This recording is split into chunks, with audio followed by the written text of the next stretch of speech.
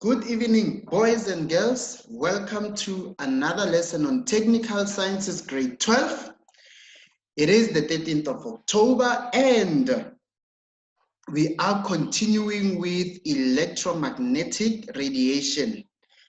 I hope you are ready for me. You have your pens ready, you have your papers ready, and perhaps another snack on the side and water to really keep you revitalized and really enjoying this particular lesson. And furthermore, I really hope that you had a good day. You did some technical sciences at school and you enjoyed your lesson. And I hope you enjoyed this one with me too. Let us quickly look at the outline of the lesson for today. So we will look at what you are actually supposed to know in terms of electromagnetic radiation as per your examination guidelines. Very critical, my dear learners. I told you this one is your Bible. You use it to prepare for the exam. It has all the definitions and all the concepts that you need to know, and it clarifies exactly how you are supposed to know them, the degree in which you are supposed to know a particular section of this topic. And then in the features of the topic, we will be looking at electromagnetic radiation. And in particular today, we will be looking at the uses of each type of electromagnetic wave within the electromagnetic spectrum. So we will be doing that. And then in our assignment, we will be dealing with questions where we actually perform calculations, and the calculations are going to be on the speed of a particular electromagnetic wave, its frequency, its wavelength, the energy that is carried by the photons, and so on. And that will help us to really understand this topic better. So most of the questions that we will be working with are going to be on calculations. And then about the topic, I will be giving you more tips as to roughly how many marks you can expect for this topic in your final examination. And furthermore, I will be giving you tips as to how you can prepare better so that you are able to excel in this section of the work. So let us quickly move to our examination guidelines and check actually what are we supposed to know. Now, the first thing that we need to know is to define that term, which we call the electromagnetic wave. Very important that we are able to do that, because that is where the topic actually begins. You need to know what you are talking about when you talk about electromagnetic waves, or simply when you are talking about electromagnetic radiation. And we define it in this way. We say is a changing magnetic and electric field mutually perpendicular to each other and the direction of propagation of the wave. And we've discussed it thoroughly as to why is the definition like that and how do you remember it. And that definition will be for 2 marks. Remember, my dear learners, I told you electromagnetic waves, electromagnetic radiation exists because of accelerating particles of that type of electromagnetic wave. And as a result, there exists changing magnetic and electric field. And this changing magnetic and electric field, they are mutually perpendicular to each other. And the direction of propagation of the wave, in other words, the direction in which the wave is moving. So we use propagate for moving. Then we must remember the properties of electromagnetic waves and discuss them. And I said you must know at least 4 of those altogether.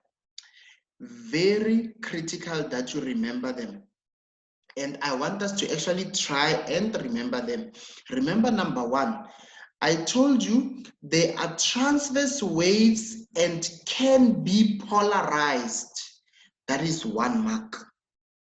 Number two, I told you they obey the wave equation altogether. So you will write it in full, but you must say something about them being polarized.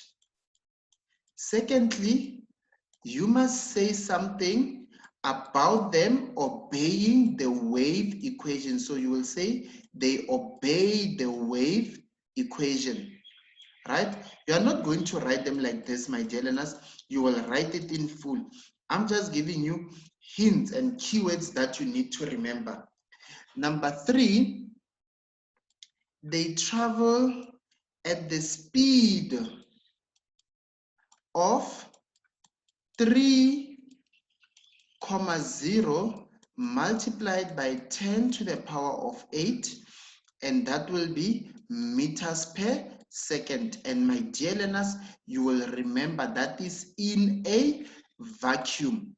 And I told you, if you just leave it at speed is equal to 3,0 times 10 to the power of 8 meters per second, and you don't say in a vacuum, then we can give you a mark. And lastly, remember we said they are self-propagating. In other words, they do not require any medium to move. So they can move in a vacuum. They are self-propagating. So those are keywords that you will use in your explanation for at least 4 of the properties of electromagnetic waves. Then we must be able to use the equation C is equal to F multiplied by wavelength to solve problems involving speed, frequency, and wavelength of light. And remember what I said to you. You must also be able to use this formula altogether. This formula only talks about electromagnetic waves when they are moving in a vacuum altogether, when they are self-propagating, when they are moving at 3,0 multiplied by 10 to the power of 8, and that will be meters per second. But in our scenarios, my dear learners, the electromagnetic waves could be moving in air, being propagated in air, or any other medium that is specified at the time. And if the value is not 3,0 times 10 to the power of 8 meters per second, it means it can be any other value. Then you can't use C for speed because it wouldn't be moving in a vacuum. It wouldn't be moving at 3,0 times 10 to the power of 8 meters per second. So any other speed that it is moving with, you can use that one. Where we say V is equal to F multiplied by lambda, which basically means speed is equal to frequency multiplied by wavelength. So the V represents the speed, the F represents the frequency of that electromagnetic wave, and the lambda sign here represents the wavelength. And you will remember that speed is measured in meters per second. And then you remember that frequency is measured in hertz. And then you remember that wavelength is measured in meters altogether. So remember that, my dear learners, it is very critical. So always remember the first equation only true when you are dealing with speed being 3,0 times 10 to the power of 8 meters per second.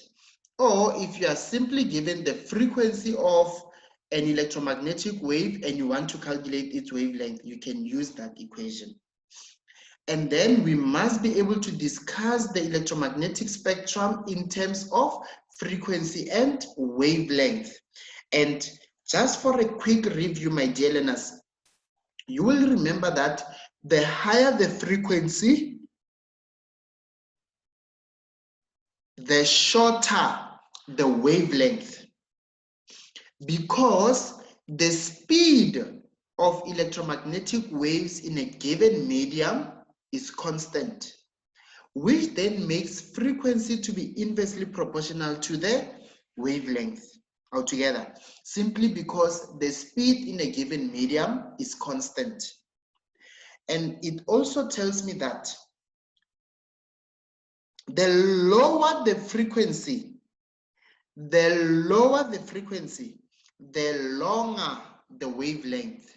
And it is for the same reason that in a given medium, definitely the speed of a given electromagnetic wave is constant, and that is why frequency is inversely proportional to wavelength. And that is why we can conclude that the lower the frequency, the longer the wavelength.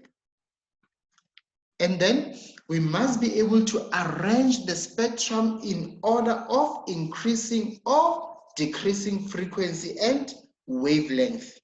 So we know that. Simply to put it, if I talk about the extremes, we know the gamma rays have the highest frequency and they have the shortest wavelength. If you look at radio waves, they have the lowest frequency, but they have the longest wavelength. Then we must state the uses of electromagnetic radiation. So we will look at all of them and talk about their uses. And for those where you need to know the disadvantages of those electromagnetic radiation, I will specify them to you and you need to know them. So you will take note of that. And then you must be able to describe the term photon. And a photon, we know it's a photon of light altogether. Those are little packets of energy that are carried by light. And in simple terms as well, it's little packets of energy that are carried by those electromagnetic waves. So a photon is a quantum of energy altogether. It's a quantum of energy. And that definition as it is simply 2 marks. It's a quantum of energy. It basically tells us that is how we quantify energy. We quantify it by the energy that is carried by a photon of that electromagnetic wave.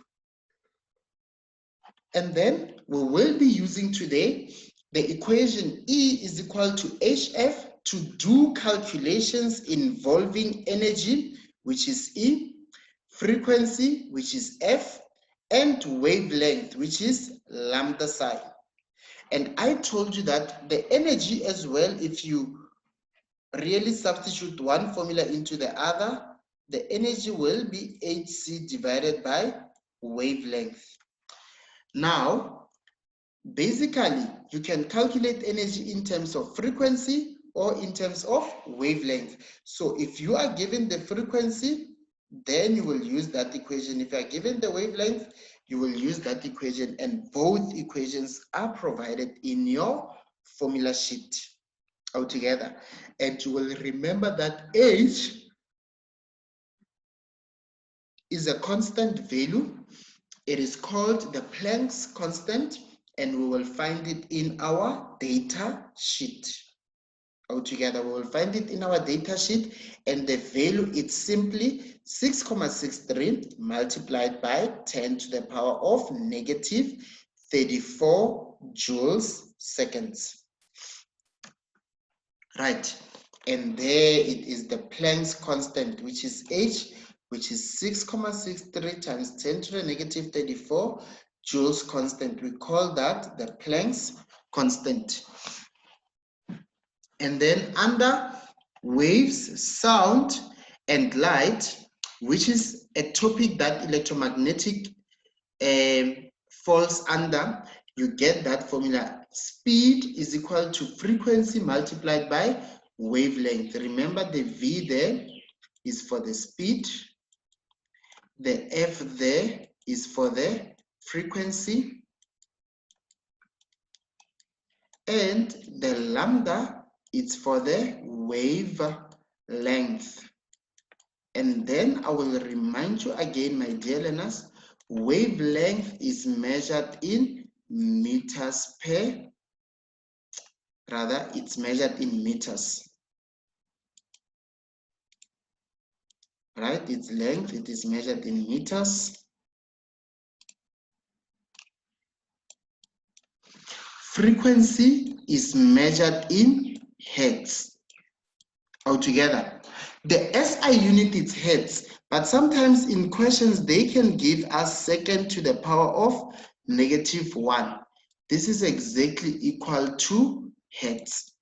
But when you give us units, you can't say the frequency is something per second. No, it's hertz. And the speed is the one that is measured in meters per second. And then in the second equation, we know the E there is for the energy. H, very simple, it's a constant, the Planck's constant.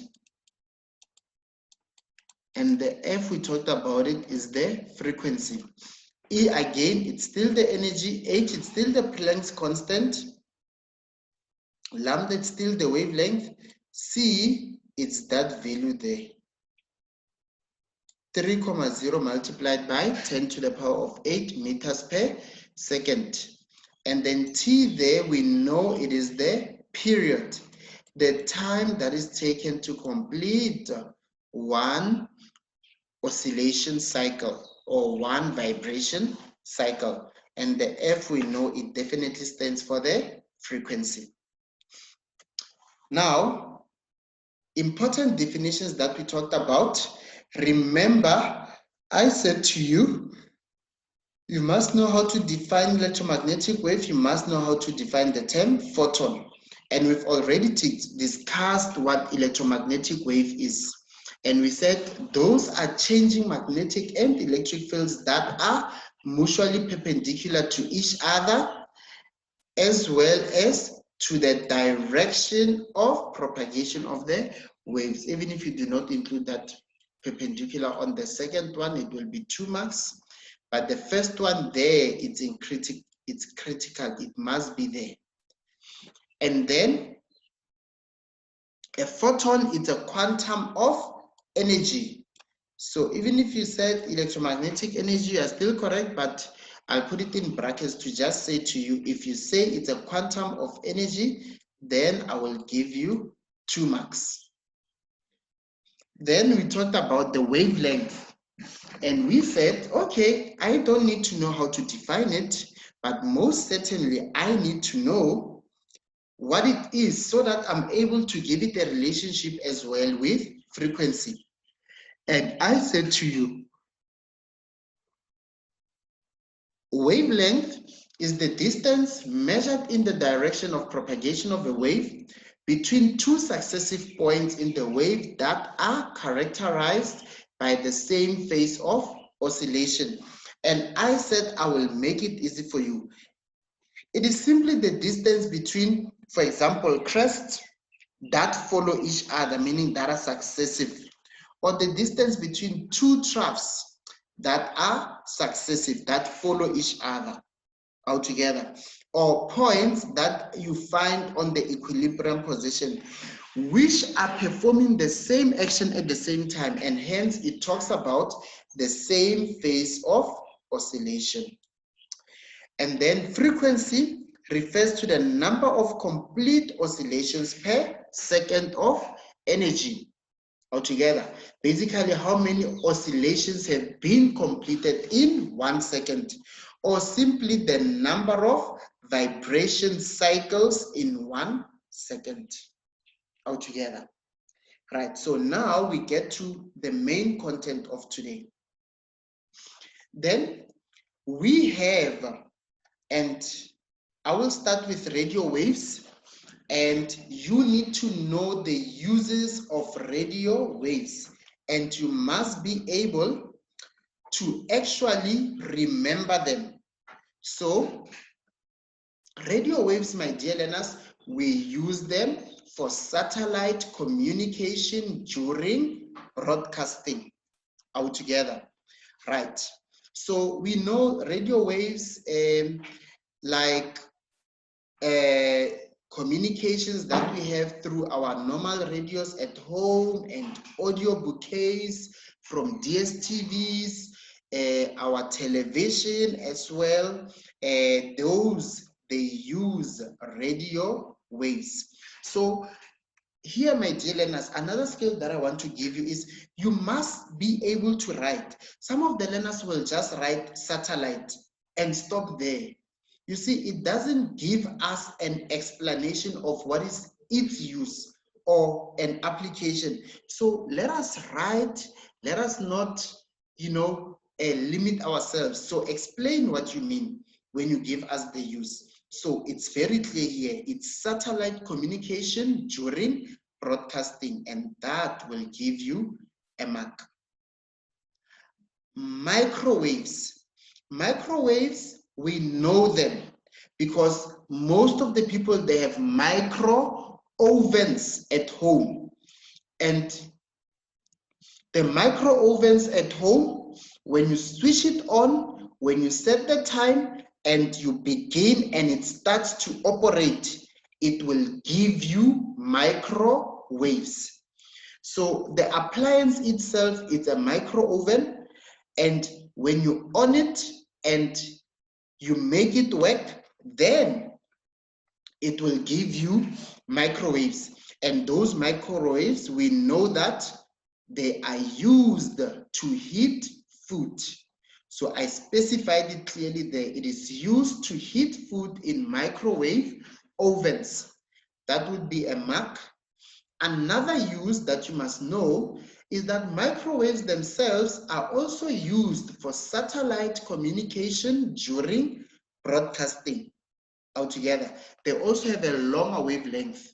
So they are used for broadcasting purposes using satellite communication. So at least two uses of those. And this one is the most easy one to remember. The fact that it is used to heat food in microwave ovens. And then we have infrared.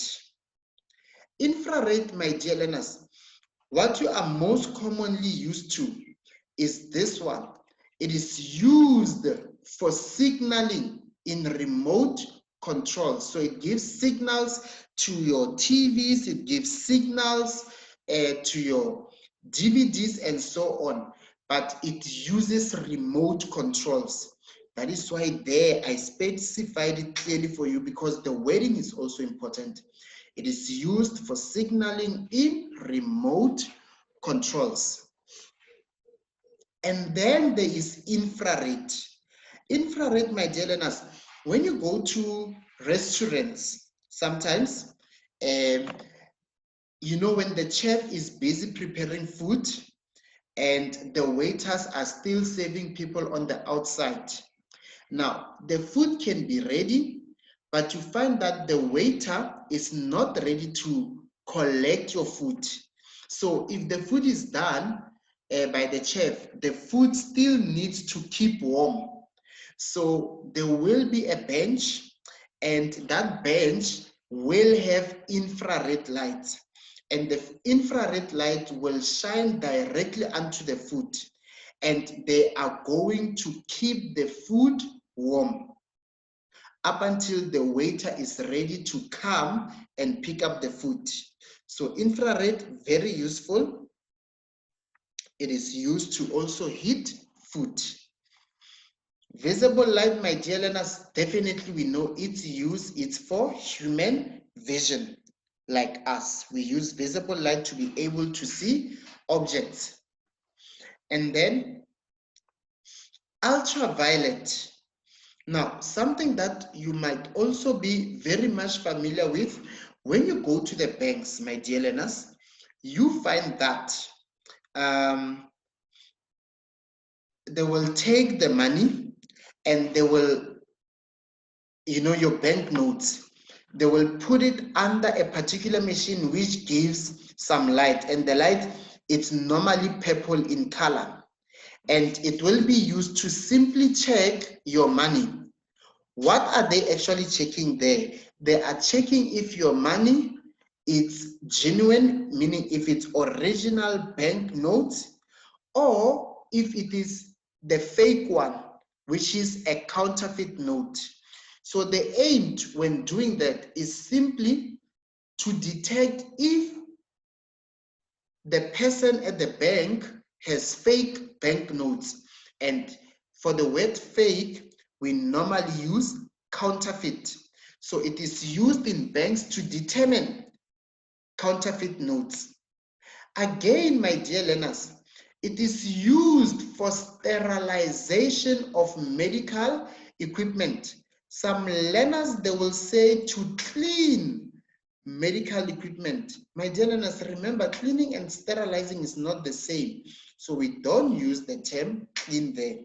We use sterilize. When we sterilize, it means we kill all the microorganisms, we kill all the viruses, all the bacteria, basically all the germs that might be harmful. And we sterilize medical equipment. So what is being used in hospitals and clinics, ultraviolet is used to sterilize them. In other words, to kill all forms of germs, from bacteria to viruses and so on altogether. Now, this ultraviolet, remember, we also get it from the sun. So the radiation from the sun also gives us ultraviolet. And that is why one must not be exposed to the sun for a long time. Because if you're exposed to the sun for a long time, we refer to that as overexposure. Now, if you are overexposed, meaning you've been in the sun for quite a while, then it means you've been overexposed to ultraviolet radiation, and that may lead to skin cancer. So when explaining what are the issues or what are the disadvantages of being exposed to ultraviolet for some time, you will then explain thoroughly that overexposure to ultraviolet radiation may lead to skin cancer. And you don't just say cancer, it's very clear for this one, it's definitely skin cancer. So very critical there. Then X-rays, some of you were naughty, and when you were young, even some when they are old and you broke your bones, you've been climbing on trees and so on, and some were actually not because they were naughty, simply accidents. So your bones break or the joints move and so on. And what normally happens is that you will be taken to a medical facility, and then you will be put under a machine. For example, if your legs are broken, your legs will be put under a machine, and that machine is called an X-ray machine. And the X-ray machine will give us X-rays, and those X-rays will penetrate through the skin, but not penetrate through the bones. And then on a computer, they will give us a picture of how your bones are looking, because the X-rays have a high energy. They are able to penetrate through your skin, but not through the bones. And because they can't penetrate through the bones, then they create an image of the bones, And the doctor can then examine if you have any bones that are fractured, basically any bones that are broken. And that is why we say it is used in medicine to examine for fractures in bones. And you can see, my dear learners, that I'm definitely writing everything for you here and thoroughly so that you do not make mistakes. Furthermore, we can talk about gamma rays. And gamma rays are also used for the same purpose as ultraviolet in medicine. They sterilize medical equipment.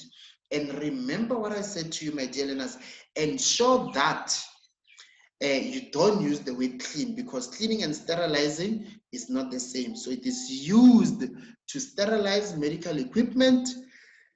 Again, it is used to treat cancerous cells. So normally people who have cancer, and when the cancer is severe and it is being treated, you find that they go for radiation altogether. And that is gamma radiation that is used so that the cancerous cells can actually be killed. Why would they be killed? Because gamma rays have such a high energy, they will penetrate through them and those cancerous cells will die. And not lastly, but amongst the uses of gamma rays is for food irradiation. So this is simply to ensure that some types of food are put through gamma rays so that the germs can be killed. And when the germs can be killed, then it means the food will take longer before it can actually rot, or simply before it can actually expire. Then, what is the problem with overexposure to gamma rays? Overexposure to gamma rays may cause genetic mutations. In other words, they can change your DNA altogether. And once you've been overexposed to these gamma rays, your DNA can change. And when your DNA can change, it means that can affect a lot of things. The hormones that you produce, a lot of things that depend on your DNA in your body to perform its functions. So we shouldn't be overexposed to gamma rays. And that is why we must be protected if we are anywhere near chemical reactions, if we are working at firms and so on, because we don't want to be exposed to gamma rays. And again, just noted this now, I was actually trying to say to you that overexposure to gamma rays may cause cancer. It may cause cancer. So you shouldn't be overexposed to gamma rays. Then we move to the questions. So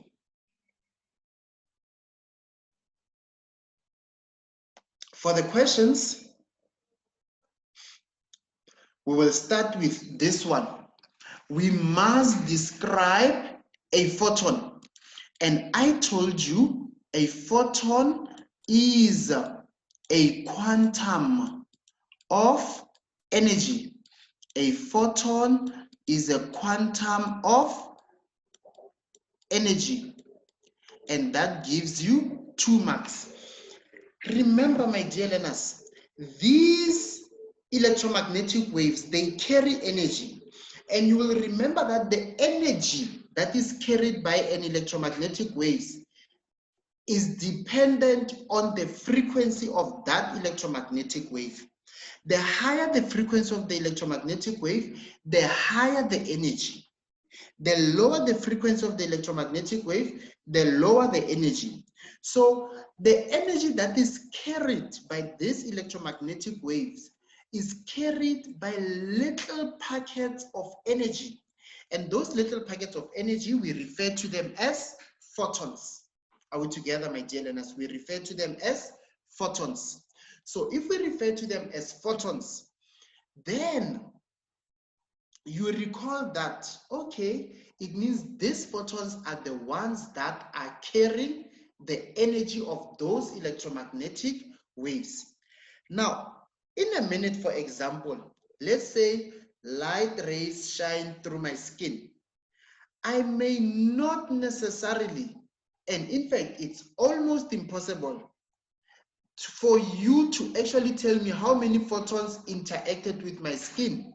And that is why when we calculate the energy of a given electromagnetic wave, we will be calculating the energy that is carried by only a single photon, even though exposure to the photons is billions and trillions of those. And therefore, because the photon is what carries energy, it means a photon is a quantum of energy. That is how we quantify energy. That is how we determine how much energy an electromagnetic wave carries. Then we move to calculation problems. I will answer 2.2.1 from here. And we are required to calculate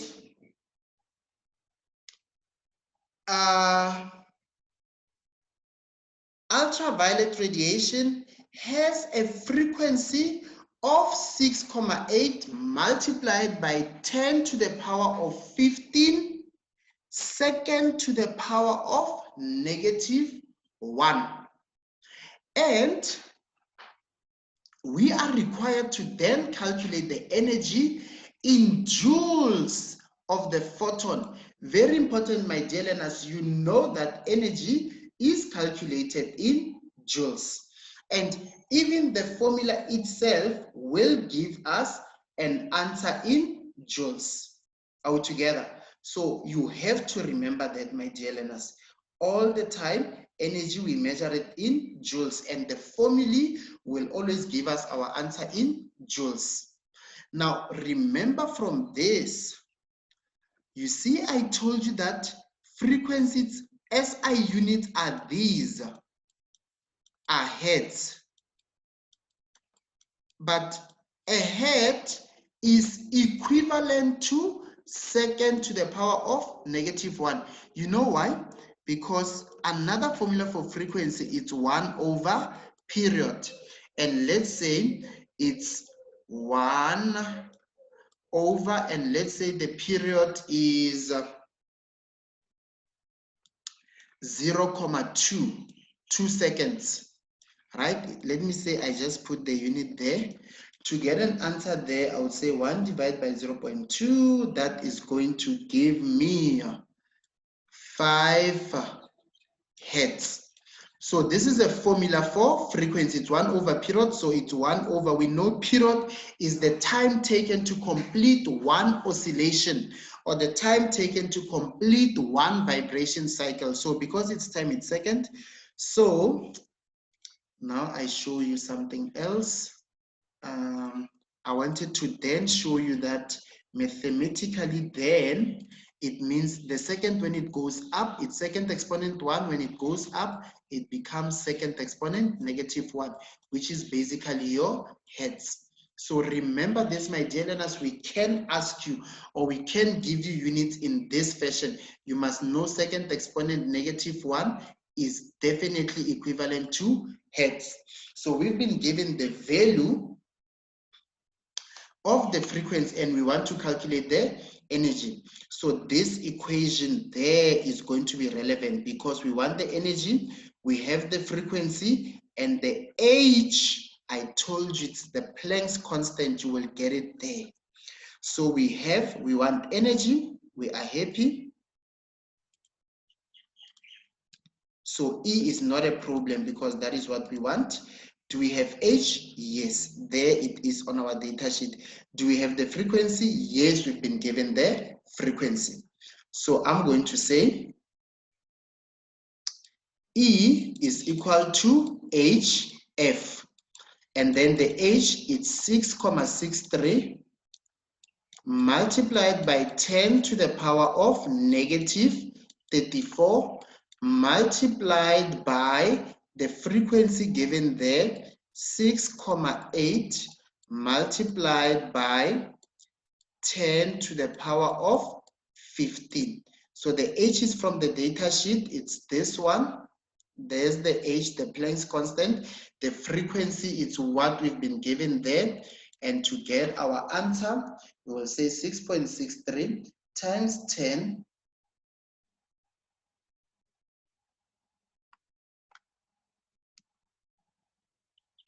multiplied by 6,8,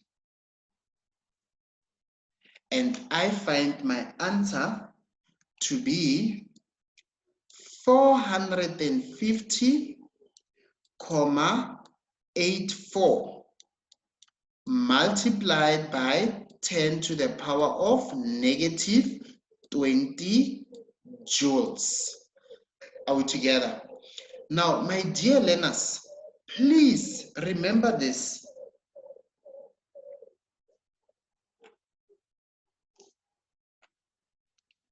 Just want to check something there.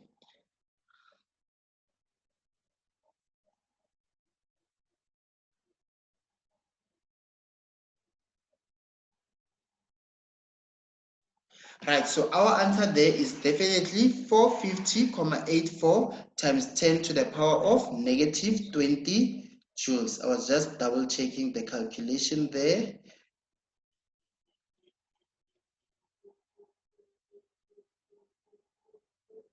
Yes, and my dear learners, you shouldn't worry. I know some of you, our answer could be a little bit different there. And, you know, for example, some of you might find 4508,4 times 10 to the power of negative 19. That is still 100% correct altogether. So the only thing, my dear learners, is really to just check with yourself that you have punched in the values correctly and double check them afterwards. Right, and that would be 3 mass, and our answer is in joules. Then we move to the second one. We must calculate the energy in joules per photon. 100% correct, my dear learners, because I told you, you do not know how many photons came, so you can only determine the energy that is carried by one photon of that electromagnetic wave. And that is why the question there, it's saying calculate the energy in joules per photon of microwave radiation with a frequency of 7,91 times 10 to the power of 10, second exponent -1. And remember what I said to you is the same as hertz. So my dear learners, it's the same as 2.2.1. We have been given the frequency, we know the Planck's constant, and we can get the energy. So E is going to be equal to H multiplied by F, right?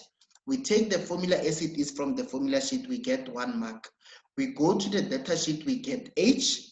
We know H, it's 6,63, but you go and double check it all the time. I have it in my head already. Times 10 to the -34, that is H, multiplied by the frequencies given there, which is 7,91 multiplied by 10 to the power of 10, second to the -1, which is hertz.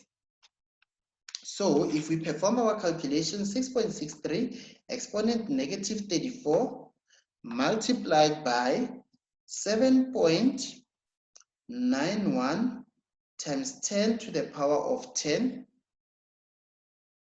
that gives me 52,44 multiplied by 10 to the -24 joules.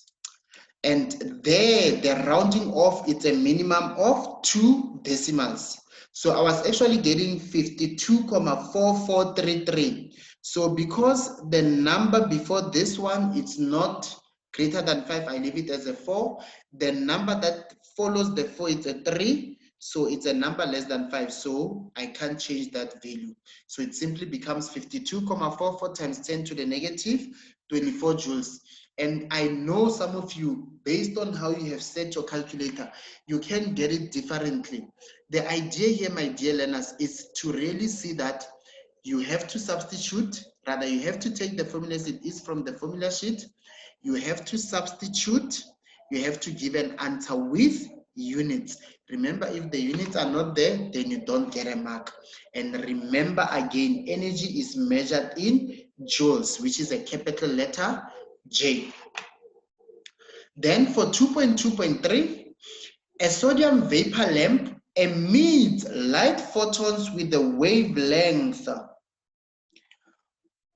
of 5.89 multiplied by 10 to the power of -7 meters. So we've been given the wavelength and it is in meters, so we are happy with that. We don't have to convert the units. And we are asked, what is the energy of these photons? So you see, if you wanted to calculate the energy, you definitely know that you want to calculate E. So you must look for a formula that has E. But you see, if you wanted to use this one, you've been given the frequency of the light photons. So you can't work with that formula. In fact, you can work with this formula, but then it would be a multi-step because you'd be required to first convert that wavelength to frequency. When you have converted to frequency, then you would go for that option. So I won't even do the second option because I want you to get used to this one. If you go to your formula sheet, can you see this equation? E is equal to H times C divided by wavelength. It's still giving you the energy of those light photons, but now you can substitute wavelength instead of frequency. So we'll use this one. We can see C is a constant. There it is. 3.0 times 10 to the power of 8. H is a constant. 6.63 times 10 to the negative 34. And the wavelength. So this equation that will be relevant is then E is equal to HC over wavelength, a mark.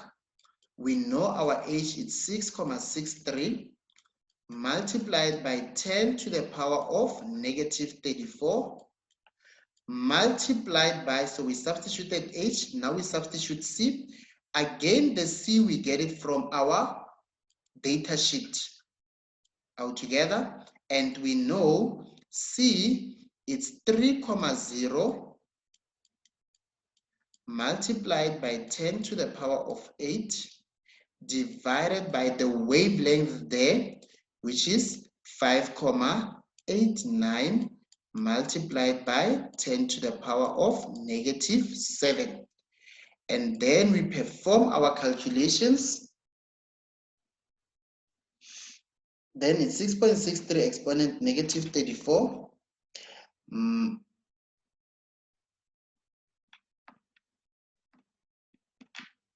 Good.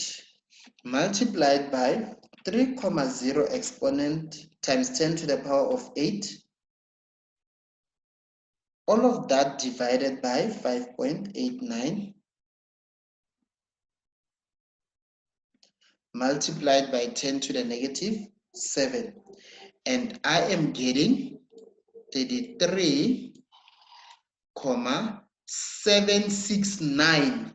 So 769 means, because 9 is a value greater than 5, so I will increase the value of the 6 that comes here because it's 69.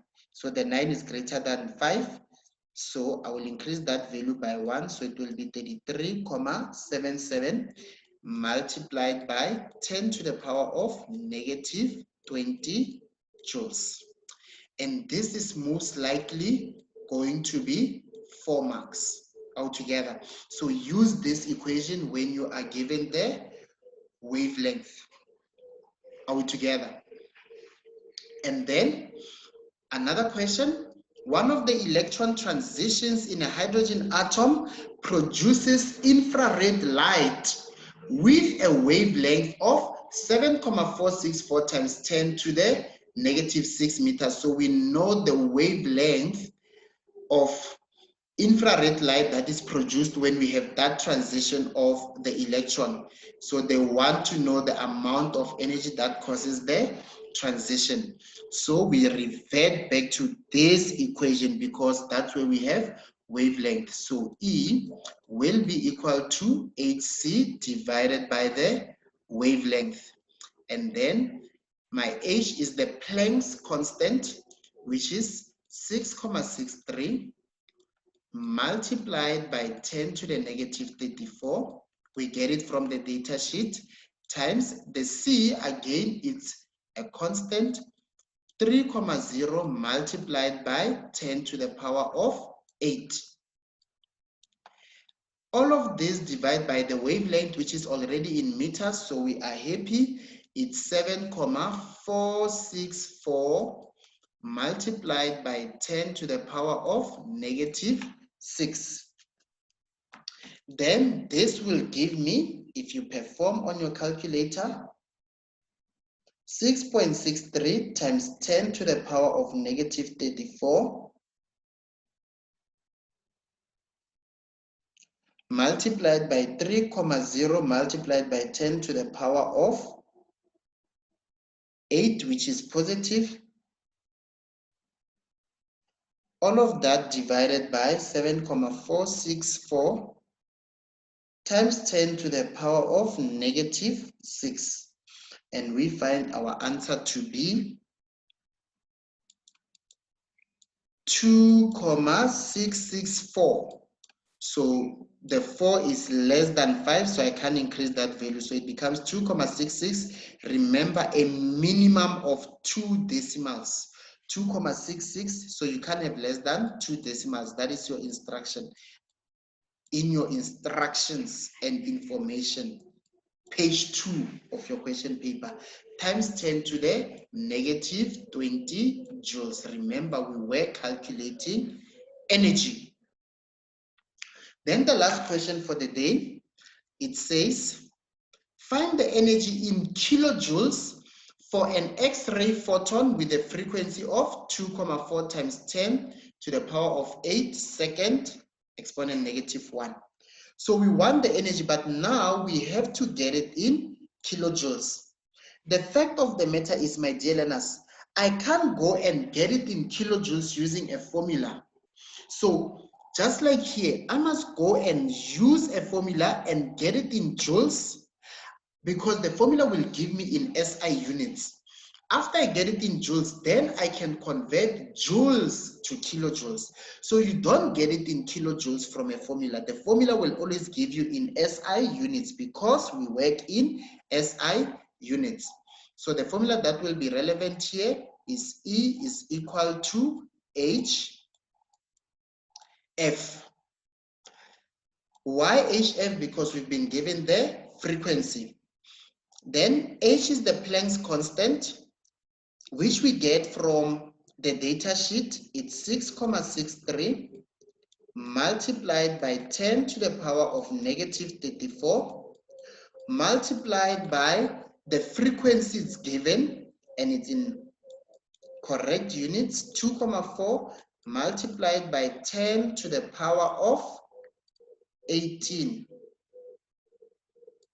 second to the negative 1, right? We do our mathematics there. 6.63 times 10 to the power of negative 34.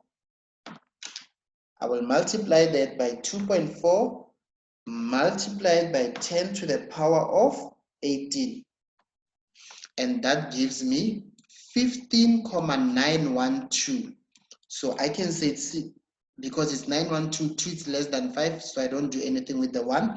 I keep a minimum of 2 decimals, so it will be 15,91 multiplied by 10 to the power of negative 16 joules.